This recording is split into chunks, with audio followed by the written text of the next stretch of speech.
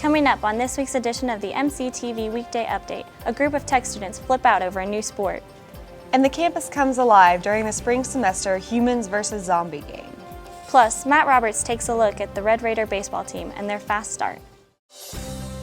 From the College of Mass Communications on the campus of Texas Tech University, this is the MCTV Weekday Update. Hello and welcome to the MCTV Weekday Update. I'm Lauren Harris. And I'm Jennifer Wainscott. From restaurants to clothing stores, locally owned and operated businesses are proud to call Lubbock home. Edmond has more. Locally owned businesses have been the heart of Lubbock's economy for years.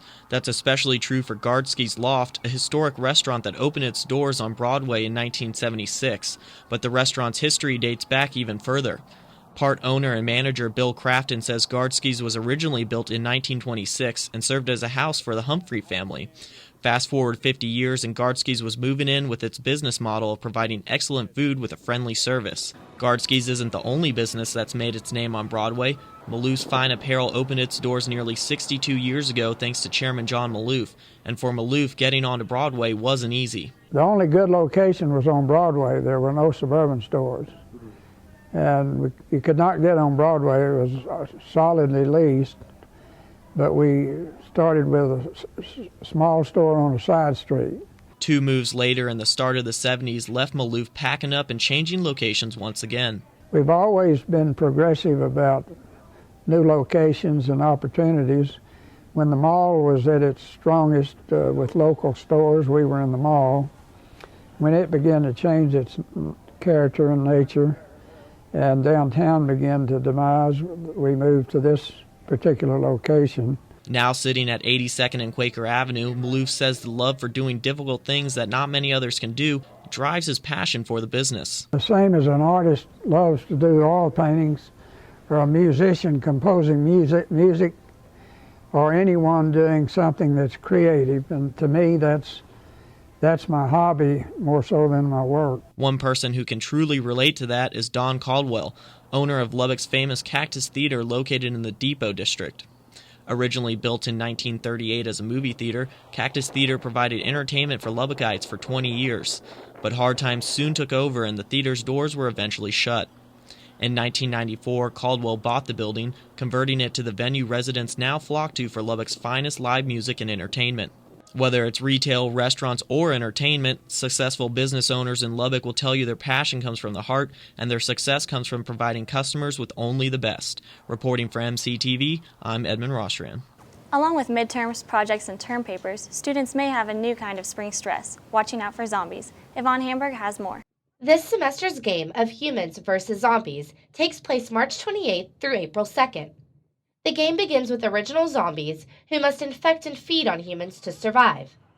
As they tag human players, the humans become zombies and must begin feeding on other humans. Sam Svetlik, a junior from Angleton, discusses the defense from both angles.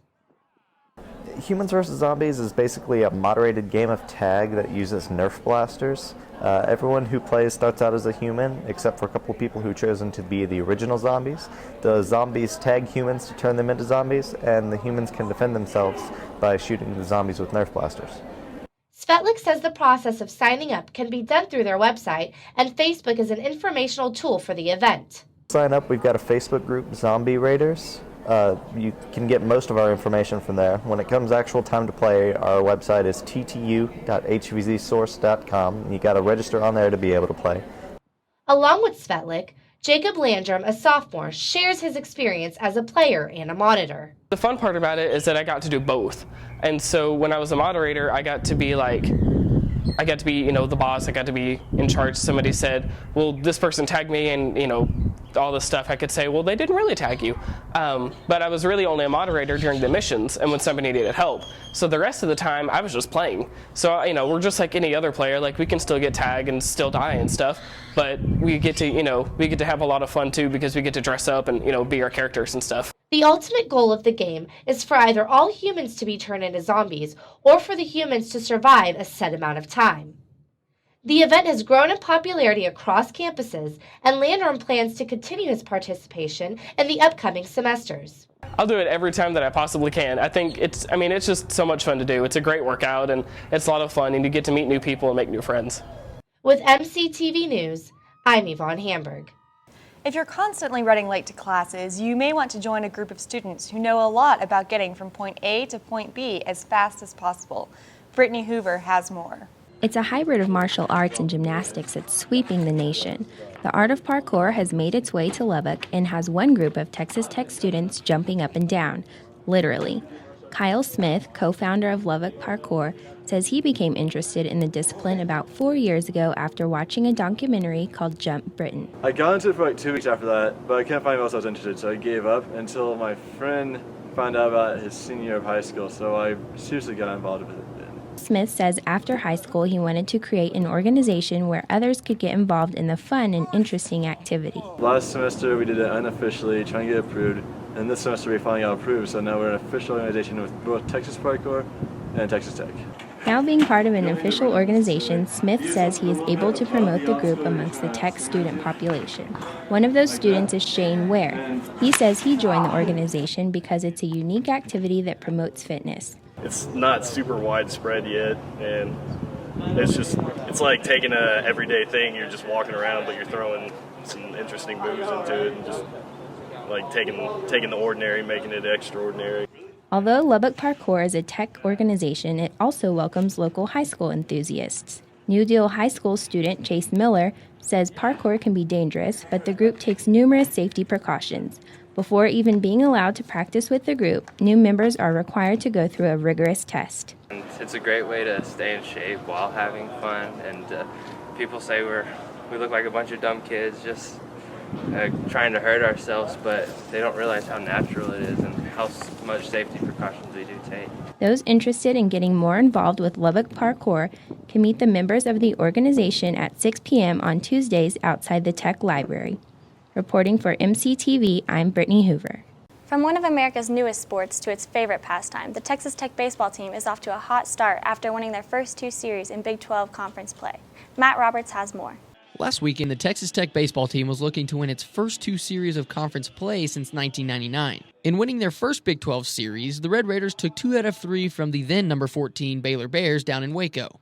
After finding out they will not have Friday night starter Daniel Coolin for the remainder of the season, the Red Raiders know that they'll have to step up if they hope to compete in the conference. On Friday night, the Red Raiders let Nebraska jump out to an early lead. This had plagued the Red Raiders the previous week at Baylor and at Dallas Baptist. In the end, the deficit was just too much as they fell 15-5. After Friday night's big loss, the Red Raiders jumped out to their own lead and held on in the end to take Saturday's game 10-8 and win their 200th Big 12 game in program history. With the series tied at 1 apiece, Tech sent junior Robbie Kilcrease to the mound to try and take their last Big 12 series ever from the Nebraska Cornhuskers. After working out of some early trouble, Kilcrease settled down and kept Nebraska off the scoreboard with his strong 7 1/3 innings of work. The Red Raider bats gave Kilcrease all that he would need as Reed Redmond brought home sophomore Bo Altabelli for the first run of the game. Tech would add 2 more runs to make it 3-0.